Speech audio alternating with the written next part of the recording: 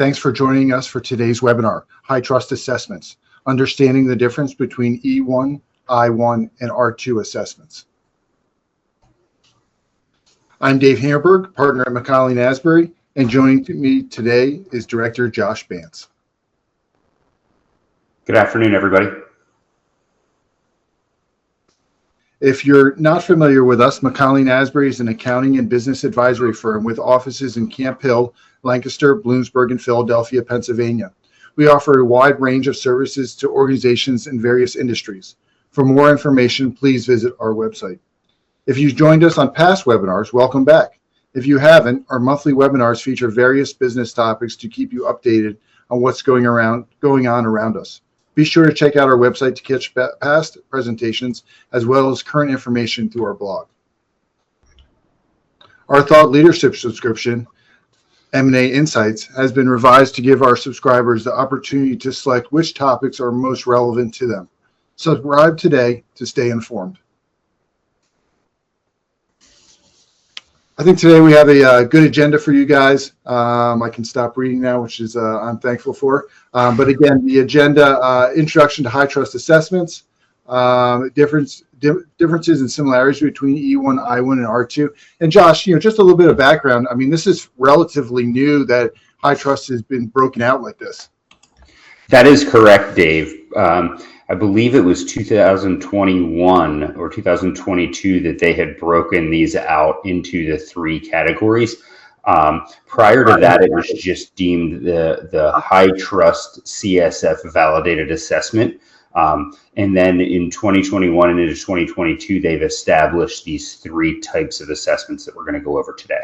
Yeah, so if they didn't do that, I guess we'd be speaking about nothing today. But, really, that I1 came out after the R2 fairly quickly, and then the E1 after that, probably a year later. So interesting, but it does help smaller organizations, medium-sized organizations get into HITRUST. And I think that's really why they put it out there, because R2 is a feat, and we'll get into that. Absolutely. Again, we'll go through the differences and similarities there. The next thing is evaluating the level of effort and requirements. Again, extremely different between E1, I1, and R2. It almost sounds like we're talking Star Wars here, but we're not. Differences in scoping, documentation, external assessment process for each type of assessment. Again, it's very different. The nice thing is it's sort of, a ladder. You go up 10 steps on the E1, then you go to the I1, maybe it's another 40 steps, and then, maybe another 300 steps to the R2. So, it's it's at least a progression. So anyway, getting into that next slide that you were just at, polling questions. If you have any questions on, and we should have, can we go back to that polling question? Yeah, I think we're already in the polling question. Okay.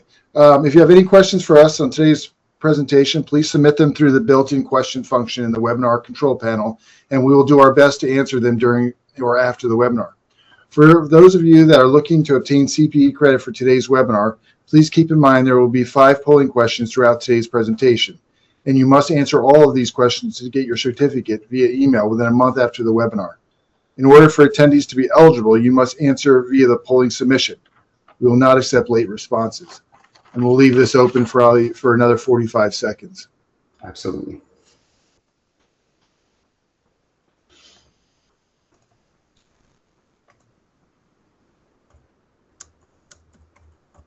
Looks like we have about 79% in. So those who have not gotten in their CPE polling question, please do so now so that you can get your CPE.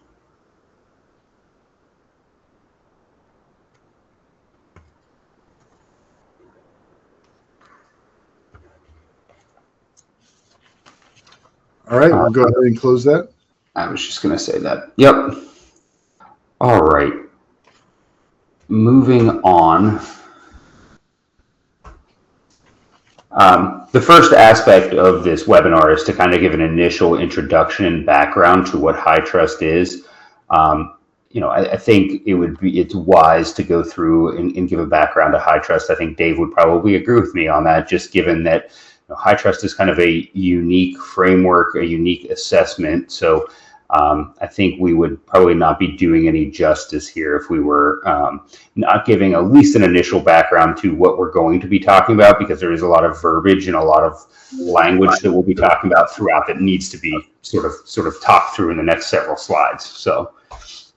Yeah, because I think people just don't get what it is, and it's someone says, "Hey, do you have HITRUST?" and then they call us up and say, "Hey, I need HITRUST," and they think, "Hey, it's going to be a week, and we'll have HITRUST." So it is good for the audience if you're just here for CPE or whether you're here to actually learn what the different versions of HITRUST are. But just for an educational standpoint, good to know. Absolutely. So the official definition of HITRUST is it's a comprehensive framework, a comprehensive, flexible, and efficient approach. It is a flexible and efficient approach to compliance and risk management that has been adopted on a global scale. What is the plain English definition of HITRUST? Because that official definition is a lot of words. HITRUST is a framework of frameworks. Organizations who create, access, store, exchange sensitive information can use, so to speak, as a roadmap for security, privacy, compliance. I think HITRUST was formed in 2007 as the Health Information Alliance. And the goal of that in 2007 was to create a framework of frameworks that would, allow organizations to demonstrate compliance with HIPAA in PHI information compliance as far as security and data privacy. It has since evolved from that into being more than just a healthcare framework. The actual HITRUST, framework is actually based on ISO 27001 and 27002. In addition to that, the HITRUST framework specifically, we'll get into it with the R2, but specifically the R2 framework allows you to layer in over 40 other security and privacy regulation frameworks. So really, HITRUST is, their framework is built off of other frameworks, and it's not just one. It is a combination of ISO. It is a combination of NIST. It is a combination of CIS and other frameworks that they've used to pull together to take the best control, requirements to build out a framework that provides security. So Josh, are you saying, I know HITRUST is expensive. Are you saying that now I get HITRUST, I get certified, in ISO, in NIST, now I have a SOC 2, I can say I have all of those different certifications or audits? Yes and no, Dave. So that's a great question, because what you can do in a HITRUST assessment is you can layer in those frameworks so that you do a HITRUST R2 plus ISO 27001, and those requirements will be part of your assessment. Now, in order to get the certification for a SOC 2, there is a mapping that HITRUST provides between the SOC 2 trust services criteria and the HITRUST, the HITRUST framework. Ultimately, before you can get a SOC 2, which is actually an attestation report that's provided by a CPA, you would have to still show your evidence and your compliance with those specific controls from the HITRUST requirements, and how you've met your SOC 2 requirements. One of the things that's interesting, as you say that, Dave, is the HITRUST certification invalidated assessment is sort of a forward-looking assessment. When you complete your assessment, it's good for, the R2 is good for 2 years. The I1 and the E1 are good for 1 year. Whereas the SOC 2 is somewhat of a retro, looking audit opinion, attestation report looking backwards. So, you certainly can, leverage the work that you've done. Same with ISO, same with NIST. But if you are requiring an attestation report, you can get a report from the HITRUST, the HITRUST My CSF website application when you complete your HITRUST assessment. That'll actually map your requirements and your requirement scores to those various frameworks to provide to any of your vendors if they're asking for your compliance with NIST 800-171 or NIST 800, 53. So you do have that option there to get an actual SOC 2 or an ISO certification. There will be additional steps, but to be honest, the heavy lift will be done in getting through the HITRUST certification in most cases. It's almost an educational situation in regards to third-party compliance of your customers or whoever's requiring this, the HITRUST from you or a SOC 2, because we do a lot of clients where we'll do HITRUST and SOC 2 and another framework. But if the third-party compliance knew how much HITRUST covered, it may cover all those frameworks without having to do a SOC 2 attestation, a HITRUST, an ISO 27001, etc. But again, most of the time, the third-party compliance of the person getting the HITRUST assessment is just not. Either they don't know HITRUST, or they don't know SOC 2, or they don't know ISO 27001, and it seems like they're more comfortable in one framework than the other. And then all these clients have to do multiple frameworks. But again, HITRUST is covering a lot of that. Absolutely. And the other thing that it really does a great job with the HITRUST, CSF, with the R2 specifically, is you can layer in regulatory requirements in there as well. I know Massachusetts has a data privacy requirement. California has them.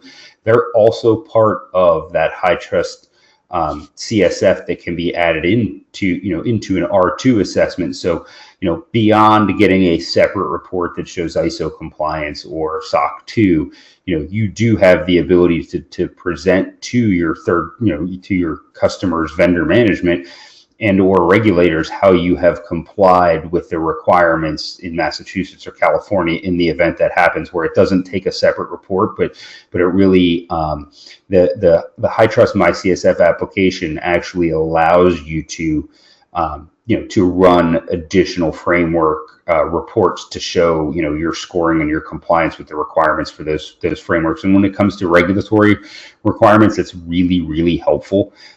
Just because there may not be a specific report there, Dave, but there is the ability to say, well, here's how we have complied with this regulatory framework. So beyond just other frameworks, the regulatory frameworks add a lot of value to that HITRUST assessment as well. Makes a lot of sense. I mean, I think the big thing with HITRUST is MyCSF. That's the big change. ISO 27001. No one has a software package that you have to use to get the validation. But I'm sure we'll get more into that. Yep.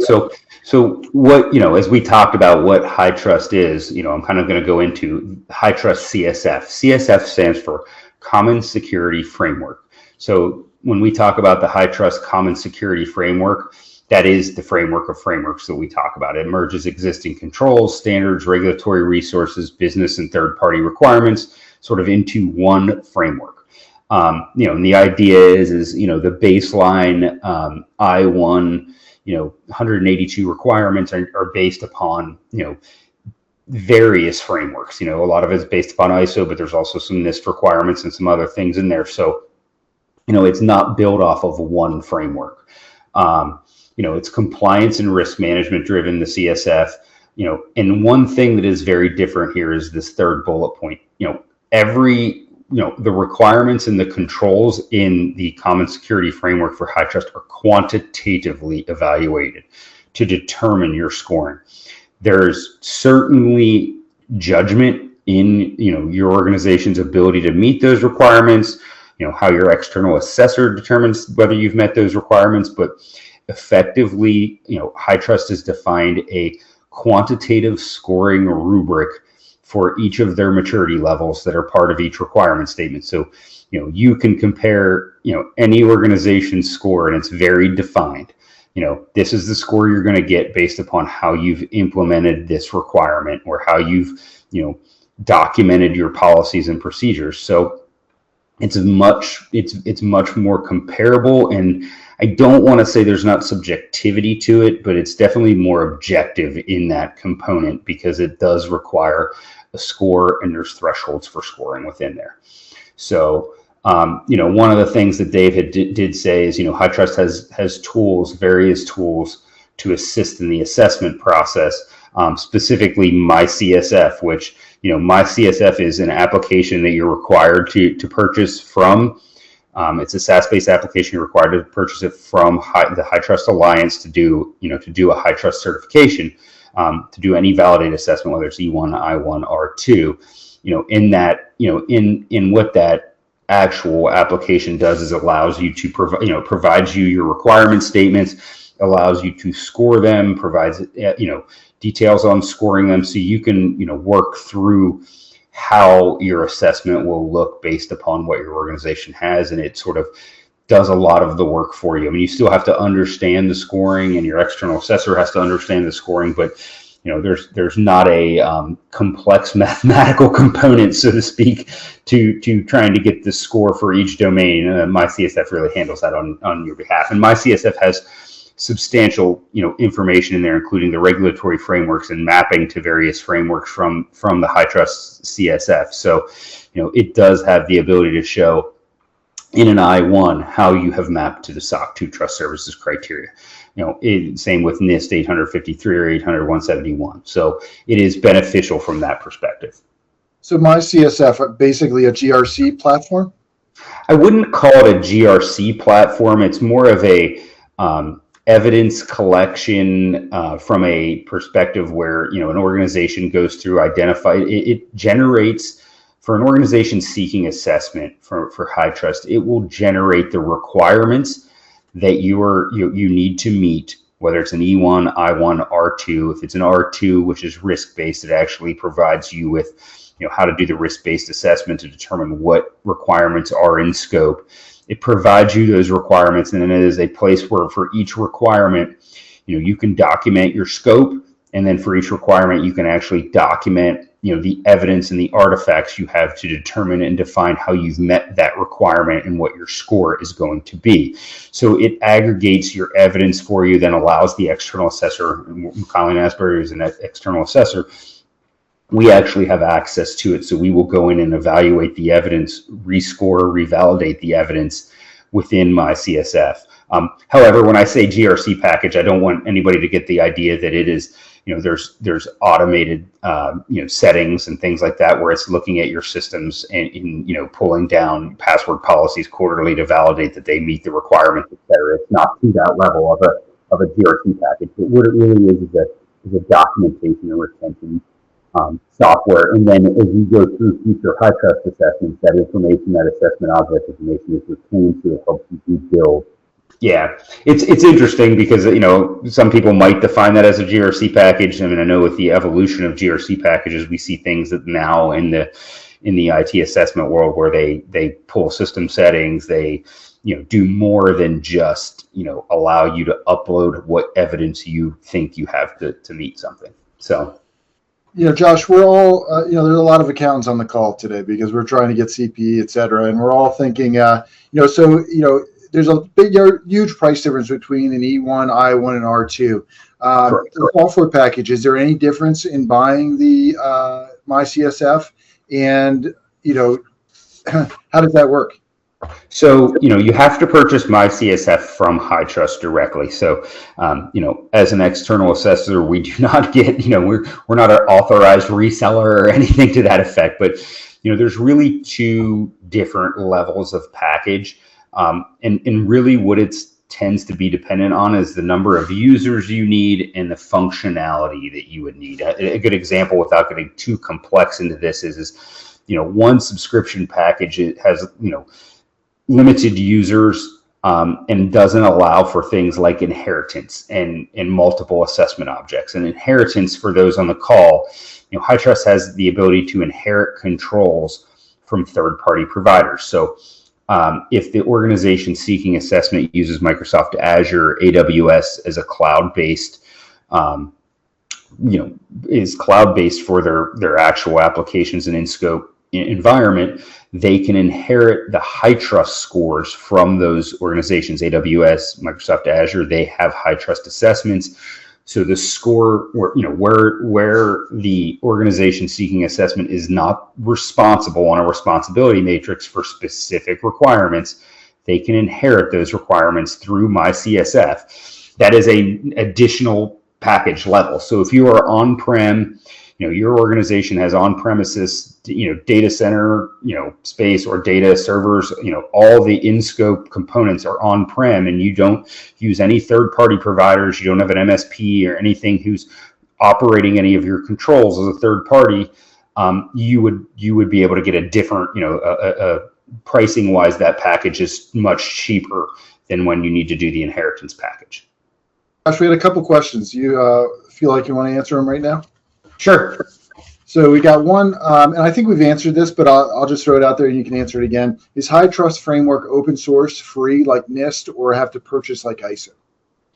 So the HITRUST framework actually needs to be purchased. So it is not open source. It sits behind a paywall. You have to buy MyCSF. When you get your MyCSF subscription, then you can actually see the specific requirements. So one thing I will state to this is, you can go out to the HITRUST website, HITRUST Alliance website, and you can download the control references of the HITRUST CSF, and they give very high-level control references. However, you are scored and assessed for a HITRUST assessment based upon your score on the specific requirement statements, and those requirement statements are proprietary. So you would not really be able to fully assess whether you've met all aspects of the requirement statements to score yourself at 100, or 75 or whatever the scoring requirements are, without having those requirement statements available to you. And those are, proprietary, and you need to purchase MyCSF, when you're going through an E1, I1, R2. Right. Next question, and this is probably a tricky question. Should an internal audit group be auditing using a HITRUST framework? Yeah, I mean, I would sit and say yes. So if they, I think HITRUST, in my opinion, is the gold standard in, I think it's probably one of the, maybe not the gold standard, but one of the upper echelon levels of assessment that you can get, just because of, the requirements that they have and how it's built off of multiple frameworks. The other thing I will say, from an internal audit perspective in the HITRUST framework is, it's out there and it's available for people to see. A little closer to the mic. The last 2 years, HITRUST certified environments have had less than, I think, 0.5%, breaches in their environment. I think it's it's probably a little above 0.5%. I think it's 0.63% of the breaches over the last 2 years that have occurred have happened to HITRUST certified environments. So it's a framework that works. There's no way around that. So to the extent that an internal audit group could look at HITRUST and look at the frameworks and what it's built off of, I think it certainly elevates the level of that organization's cybersecurity, compliance. I would agree. So the HITRUST Common Security Framework design. So I kind of touched on this, so I'll keep kind of moving. But the HITRUST HITRUST framework is built on control references, requirement statements, and elements. So it's easy to get the HITRUST control references. They're available publicly on the website through HITRUST. Each control reference has a set of requirement statements that are part of that. So maybe password policies is a control reference. Then it defines the requirement statements, move 4 or 5 requirement statements defining what those password requirements need to be and how they need to be implemented for an organization. Within each requirement statement are what's called evaluative elements. So, if you have password policies in place, but the password policies must have lockout. They must have technical settings implementing them. Those are specific evaluative elements. So, one requirement statement may have 17 evaluative elements. Others may only have 1 evaluative element, but, you get scored through your compliance based upon, do you have, that specific requirement in place, and is it doing these 1, 2, 3, 4, 5 evaluative elements? So, theoretically, and this isn't exactly this case, but, a raw score, if it has 5, if it's one requirement statement with 5 evaluative elements, if you have it implemented, but you're only doing 4 of the 5 evaluative elements, theoretically you would score roughly around an 80%. 4 out of 5 is 80%. So that's sort of the idea that we present, with this, is that there's sort of layers. Control references are built around requirement statements. Requirement statements all have evaluative elements. Those evaluative elements are how you are actually scored. So hopefully that is somewhat helpful as you're kind of thinking through this, but it's definitely unique to HITRUST. I think that the evaluative elements and the requirement statements that you're scored against, your scoring happens at the requirement statement level. And one of the things I will say about the requirement statements and the evaluative elements is they're really the procedure that you have to follow to meet the HITRUST, to meet the HITRUST framework. So they are very explicit, very prescriptive, that say exactly what you need to be doing to meet that, and that's how you'll be scored. Yeah, scoring is very complex in the HITRUST framework, and it's a we could have a session just on scoring, I think, and probably lose most of the crowd.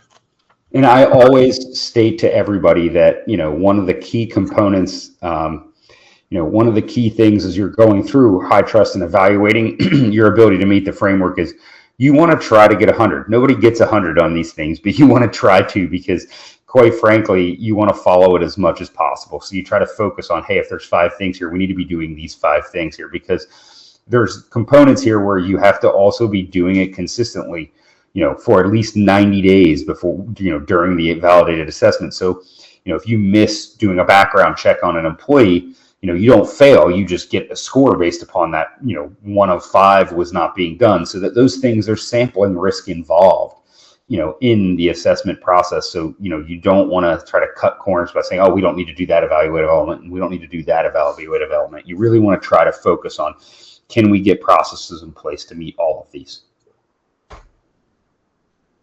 So the HITRUST Common Security Framework is broken into 19 domains. So I have them up here. I'm not going to read through them, but you'll notice they're fairly straightforward, education, training, awareness, audit, logging, and monitoring. And then within each domain, there is a set of requirements.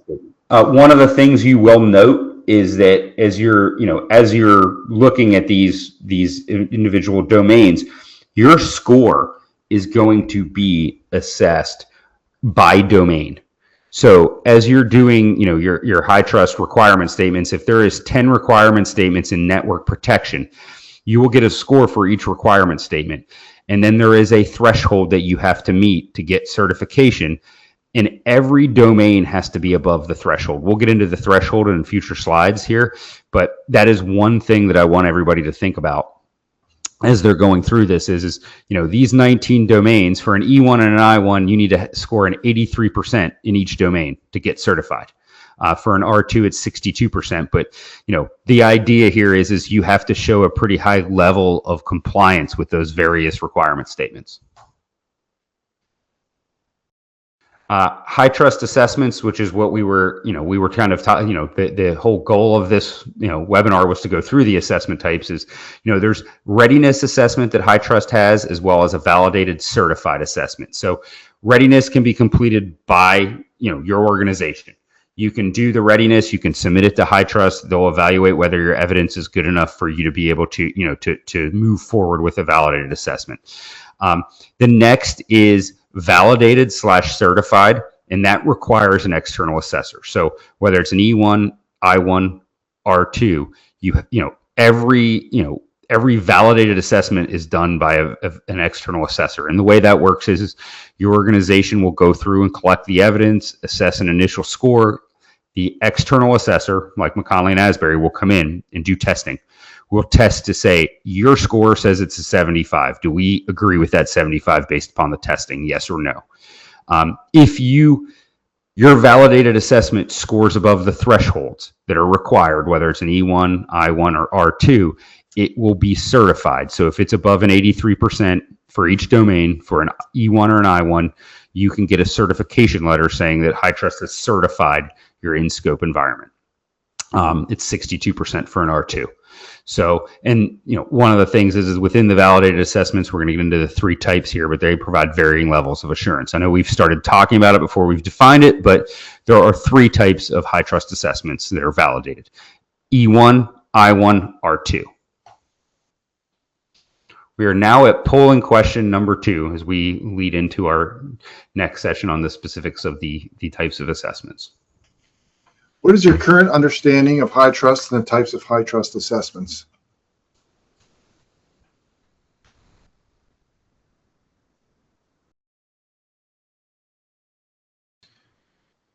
Got about 20 more seconds. I was just going to say probably 20 more seconds. We've got 83% of the vote in.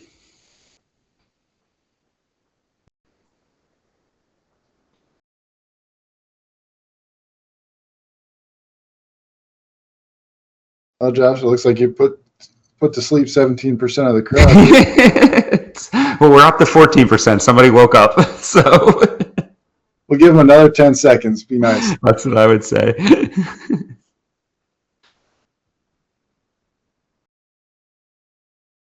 It would be nice if we had names. We could just call them out. I'm sure they would all love that, Dave. So, they'd never join another webinar of ours again. So.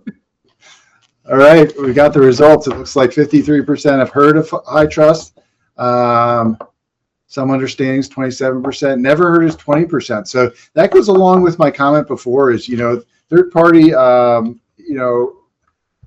third-party vendor management. It really depends on what frameworks you're used to. And that's why clients get multiple, they get a SOC 2, they get a HITRUST, because not everyone's heard of all the different frameworks. So interesting, but it does cost the organization getting these certifications a lot to do multiple. Correct. All right, moving on. So we're going to talk through the differences and similarities between the 3 types of assessments, the E1, the I1, and the R2 validated assessments. Try to highlight where they are similar and also where they are different. And I think Dave and I would agree there's probably, it's interesting because the framework is built to have similarities, but there's also quite a lot, quite a bit of differences, and those differences, reside in levels of effort, cost, etc. So the HITRUST validated assessments, we talked about it earlier. I brought up that, validated assessments are performed against the CSF. An external assessor must, complete an external assessment in accordance with the HITRUST assurance program. And scoring thresholds must be met for a validated assessment to be certified. One of the things you will note is that if scores are below a certain threshold in here, there can be corrective action plans or caps. So, we do talk about that, is that, caps for HITRUST or corrective action plans for HITRUST are built around control reference level. So if there's several requirement statements across multiple domains that fall under one control reference, and if the threshold is not met for that control reference, you can have a corrective action plan. How does that corrective action plan come into play? You need to display, you need to certainly be displaying progress in that assessment on an annual basis to continue to meet your HITRUST certification, to the extent that you may have to correct the issue in future, in your future assessment. So that is important to know that, yes, you can be certified and still have corrective action plans. So I noted here earlier that, certification is based upon the scores at the domain level. There can be gaps and caps within the requirement statements, and a gap in a requirement statement is if you score below a 100 and you score a 75, which is mostly compliant in the HITRUST scoring model, you still have what's called a gap, which can be identified in your report that you score below that, but it doesn't prevent you from meeting certifications. So, and it says all domains are required to meet that certification. So I've kind of already talked about this, but that there is a threshold. And you cannot have 100% in every domain and have one domain at 50%. You will not get your certification, whether it's an E1, I1, or R2, because, as I said, 83% and 62% are those thresholds. So the HITRUST E1 is I'm going to kind of give a background here, but it's a foundational level assessment. It is going to be the easiest, probably least, invasive HITRUST assessment that you would need to. The foundational level assessment is comprised, the E1 is comprised of 43 requirement statements and is focused on the implementation only maturity level. So HITRUST is built on 5 maturity levels. We'll get into that here when we get into the R2 below, but the HITRUST I1 is a moderate level assessment, and it has 182 requirement statements. It's focused on implementation, but it's obviously a much bigger lift going from 43 requirement statements in the E1 to 182 in the I1.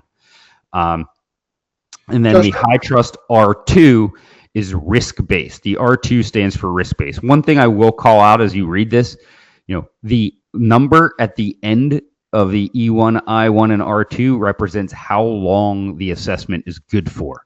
So the E1 and the I1 are 1-year assessments. The R2 is a 2-year assessment. The HITRUST R2 is risk-driven.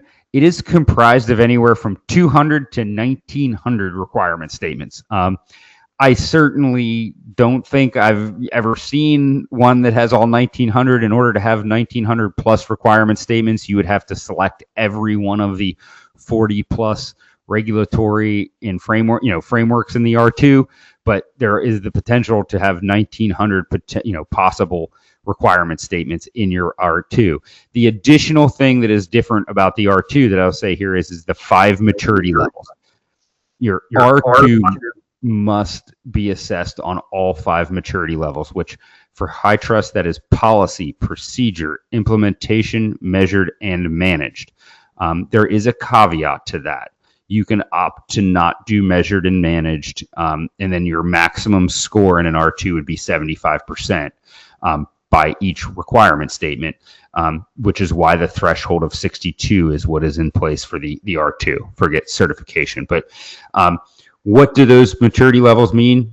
Policy means you have to have a documented policy for every requirement statement. Procedure means you have to have a documented procedure for each requirement statement, and implementation means it must be implemented for each requirement statement. Measured means you have to have a way to identify and track whether those requirements and controls that are in place are actually functioning. Think internal audit, internal audit department. And then managing it is managing issues within the environment, such as control failures and so forth, where you're actually managing caps and managing areas where there's changes that are going on and how you're overcoming those control deficiencies, etc. Similarities between the HITRUST assessments between the E1, I1, and R2. The key here is that the requirement statements in the E1 are also, those 43 requirements are part of the 182 that are in the I1. And the 182 requirements in the I1 are also part of the base R2 requirement statements. So if you've met E1, you are 43 requirements on your way to meeting I1. And if you've met I1, you have shown that you've implemented 182 of your, of the base requirements for the R2. Now you don't have policy and procedure in place necessarily, but they're built off of each other, sort of concentric circles. So when you've met the 43, you're not far from the 182, and the 182 are part of the R2. So the other thing I will say that is similar is, regardless of the assessment, the scope, components, and requirements are the same for each assessment. You have to define your scope as part of a HITRUST assessment. What does that mean? You have to define the platform of the information system that is in scope, what the components are, applications, database, operating system, facilities, etc. You have to do that for the E1, the I1, and the R2. There's no, difference in that component. And then, also, you're going to also have scoring being very similar across the board. Scoring and sampling will be the same. You only have 43 requirements in the E1, but they still get scored, according to the implementation scoring, and to the extent that your external assessor has to pull samples, to prove that for all of your new hires, over the last 90 days, you have had, background checks performed. that is the same whether you're doing an E1, an I1, or an R2. So, the scoring and the scope are consistent across the board. The number of requirements that you have to meet change as you escalate up from E1 to I1 to R2. What are the differences? And I think this is key to highlight, but the E1 and the I1 assessments, have very consistent number of requirement statements. There are 43 requirement statements in the E1. It used to be 44. HITRUST took one out this past year, so mostly related to audit logging and monitoring. So, and then the I1 has 182 requirements. So those are consistent. There is no change there. The R2 is risk-based. So you go through a risk assessment process, and that defines the number of requirement statements you have. That risk assessment process may, make several, of the requirement statements not applicable. If you answer questions in there about wireless networks and you have no wireless network in your environment, some of the wireless requirements are considered not applicable.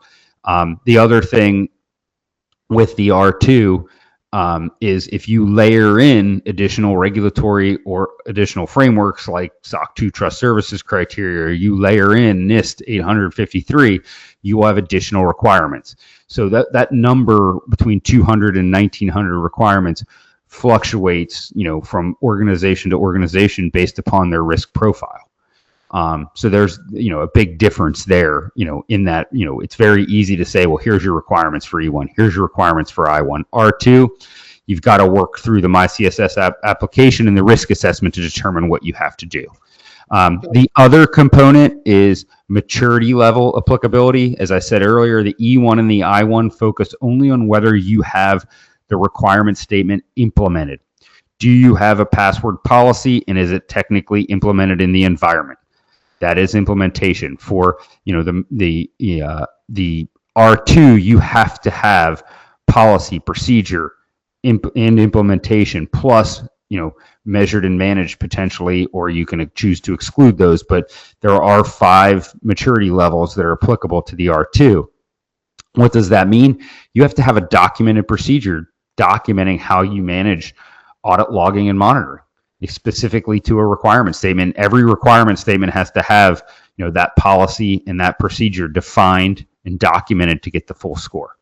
The other area that is different is scoring. Is, the scoring is different for the I1 and the E1. The E1 and the I1, the scoring threshold for certification is 83%. So you have to have an average score by each domain of 83 to get certification. In the R2, that score is 62%. So there's a difference there. It sounds like it should be easier to get the R2, and that's sort of a double-edged sword, because the ability to exclude, measured, and manage effectively makes your maximum score in an R2 of 75%. So, you have to be at a 62% threshold, but your max score is a 75%. Josh, just from a comparison standpoint, just for the crowd, because I think SOC 2 is probably more common practice. What does that compare to when it comes to HITRUST in effort? In effort, I think, I would say that the E1 is very comparable to a SOC 2. I think level of effort there would be very comparable. I think when you escalate to the I1, that's, I don't want to say double the effort, but probably pretty close. We do a lot of SOC 2s, and we typically see, somewhere between 70 and 90 controls in a SOC 2, to meet the security criteria. In a HITRUST I1, you're looking at 182 controls that have multiple evaluative elements, and I can give you all the count, but an I1 has 182 requirement statements. In those requirement statements, I believe there's 629 evaluative elements that have to be scored. So it's a much larger level of effort just to get to an E1, and then an R2 is even much beyond that, because the requirement to have policy and procedure documented for every one of your requirement statements is a lot of effort. Josh, I'll put you on the spot here. We got another question coming in, and I don't know if you have this down to the cent, but is the MyCSF pricing published or negotiable? If published, please let us know the pricing. So the published price, I believe, for my CSF, it's not published. I don't believe it's negotiable. I've not heard of anybody successfully negotiating it. I've not heard of anybody negotiating it. Correct. I do know that, if you've been in the HITRUST environment in the past, they will offer if you sign up for 2 more years, you get to hold the price. Those types of situations. But, the actual pricing of it is, it's not published. It's typically right now I see, the maximum level pricing for the highest, my CSF level is right around $35,000 annually. That gives you the inheritance. And I believe the lower level subscription is right around $18,000. Yeah, it's not cheap, and a lot of clients want to get this framework, but they're like, man, I thought the audit was going to cost this much, or Correct. the auditors, and it comes to that, it's that much just for the MyCSF, so that is a hurdle for some clients. Correct. On to our next polling question, number 3. What HITRUST assessment are you most interested in learning more information about?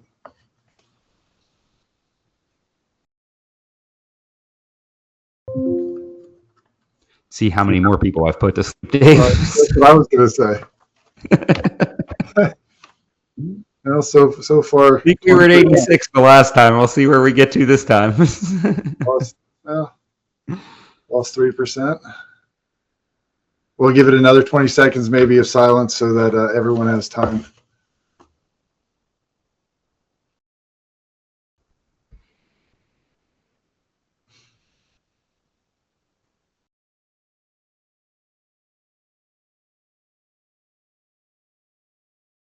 Boy, 20 seconds. 86 again. When you're not saying anything. So it looks like 86%. So the same people must be sleeping. But here we go. Most people are here just to get CPE credit. So hopefully we make it fun enough for you guys to listen and to learn a little bit. So here we go. Perfect. Moving on. I think we've talked about this, so some of these things we may be able to move pretty quickly through here in the last 10 minutes, but, the effort and requirements needed to complete the 3 levels of HITRUST validated assessment. So, the HITRUST E1, as we've said, is light to moderate level of effort. And that's an organization by organization component, thing to state there. I think, if you're an organization who's already done SOC 2, you're going to find it to be a very light level of effort in most cases. If you're not, and you don't have a, somewhat robust compliance, platform, so to speak, or compliance from an IT security perspective, basic IT hygiene things, then that could be a more moderate level of effort. It really just depends on an organization, by organization basis. But, the level of effort is really determining, getting all those 43 requirements in place across all of your scope components, documenting the evidence to show how you have those requirement statements implemented. And I typically would say, an E1 time for completion is 4 to 6 months. We'll get into a couple of things, but, one of the challenges with HITRUST is, you have to have your requirement statements implemented for at least 90 days before they can even be tested by the external assessor as part of the validation. So, you think about that, you're 3 months in. So if you have a gap assessment and you identify 10 of the 43 that have gaps, you when those gaps are remediated, you have to sit for 90 days. And that's across the E1, the I1, and the R2. So that's just something to think about. And that's why it sort of may seem like 4 to 6 months is a long time, but that's the reality. The I1 is moderate to substantial level of effort. I think, I would sit and say 182 requirements is quite a jump from the 43 in the E1.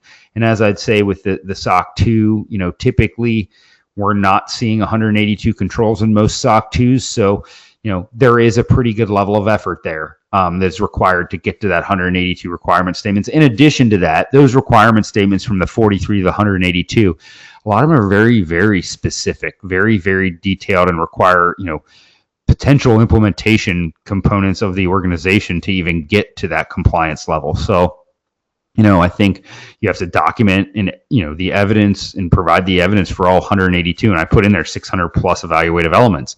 I typically say the timeline for completion of an I-1 would be 6 to 12 months. And it really depends on how much time can be dedicated by the organization seeking the assessment, how much time their team has available and the level of effort that they can put forth. You put 2 dedicated people on it working around the clock, 40 hours plus a week on it. It can be much faster than, trying to split jobs and do, your current role and try to get these things documented. The R2 assessment is a substantial level of effort. I'm not going to sugarcoat that in any way, shape, or form. The fact that it requires a documented policy, a documented procedure, as well as implementation of all the requirement statements ranging from 200 to 1900 requirement statements, depending on what it is, that certainly is a substantial level of effort. The documentation and the evidence collection is much more substantial because not only are you proving out implementation, but you also have to provide a documented policy and a documented procedure for each requirement statement. The policy must clearly state what must be done to meet the requirement statement, each evaluative element. The procedure must be substantially documented related to the who, what, when, where, how the process or control for that requirement statement and all evaluative elements is being met. The implementation must include artifacts showing that the implementation has occurred. We talk about artifacts. Those may be screenshots. Those could be tickets from a ticketing system, etc. Same with measured and managed. You must show how the evidence to evaluate how you've deemed, performance and measured the performance of the requirement statements and how you focus towards improvement for any gaps and caps for managed. So timeline to completion is 12 to 24 months. I think Dave and I would both probably agree, starting from scratch in R2, 12 months would be a very aggressive time frame. So yeah, and if it really depends on the size of the organization as well. If you have a giant compliance team or a giant internal audit team, it's a different experience than a 2 or 3 person team that's trying to get this done, because we've seen it both ways. And man, it taxes those 2 to 3 people, and it usually pushes out longer than they like. Absolutely. Yeah. And the more the wording I would use is the more maybe segmented your IT team is, the quicker you can get through it, because as you break up those domains, your IT security team, you may have a group that's focused on application, a group that's focused on network security. The larger the organization, the more they can delegate that work. When you start getting into 2 to 3 people trying to do it all, it's just really challenging. Agreed. Moving on to polling question number 4. Does your organization currently have any IT audits or assessments?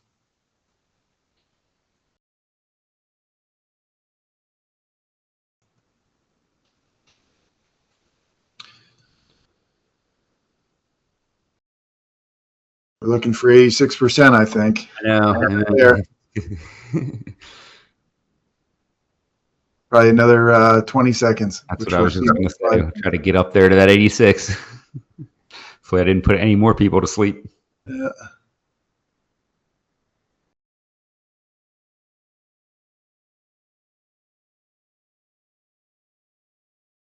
Lost somebody. Did.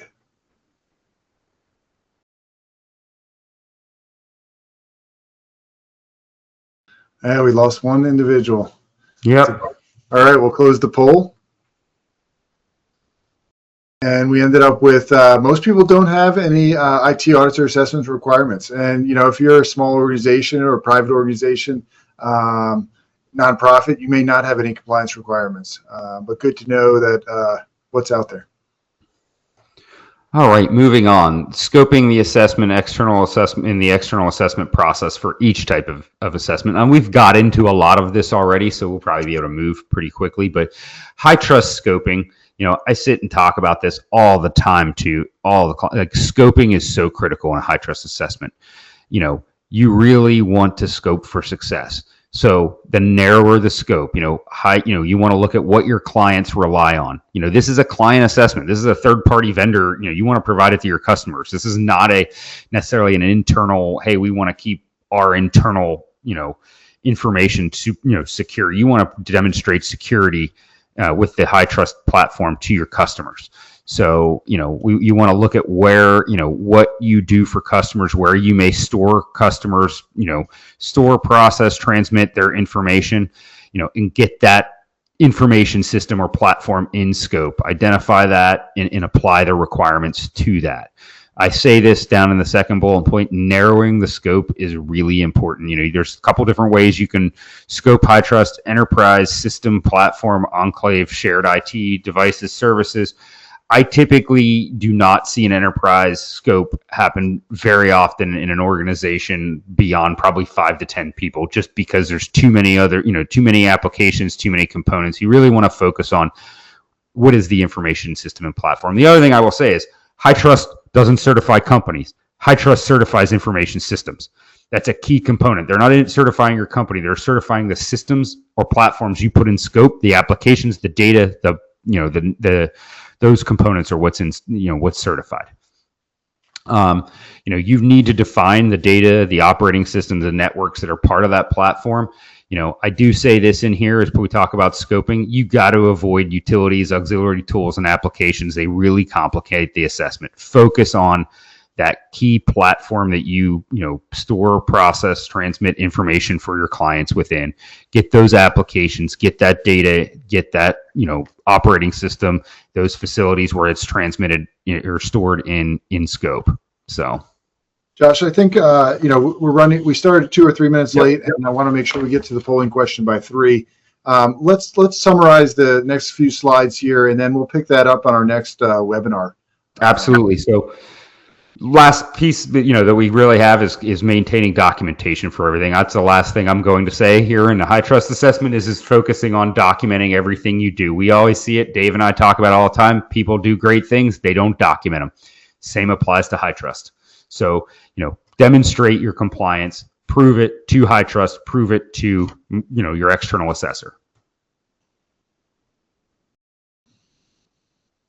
Yeah, and we'll move into the polling question. You guys answer this final polling question. Does your organization currently get a HITRUST assessment or plan on becoming a HITRUST certified organization in the future?